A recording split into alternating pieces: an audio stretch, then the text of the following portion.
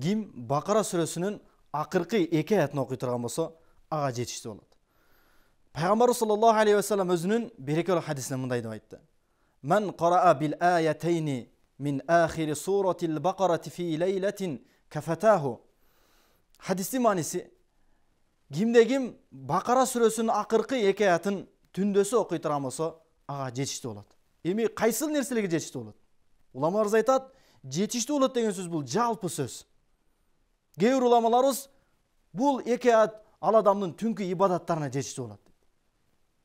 Биздин жашообуздагы бардык кыйынчылыктарга ушул аят өзү жетиштүү экен. Сыйкырчылардын сыйкырынан, көрө албастардын көрө албастыгынан, жалпы эле кимде ким сиздин үйүңүздүн тынч болуусун каалабаса, сизге жамандык каалаган болсо, мына ушул аяттар өзү жетиштүү.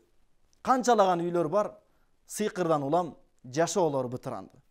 Канчалаган аял заттары сыйкырдан улам күйөөлөрүнөн талак алган. Ошондон урматтууган, ушул аятты дайыма түндөсү калтырбастан окуп жүрүңүз. Sizge hiç kanday ziyan жетпейт.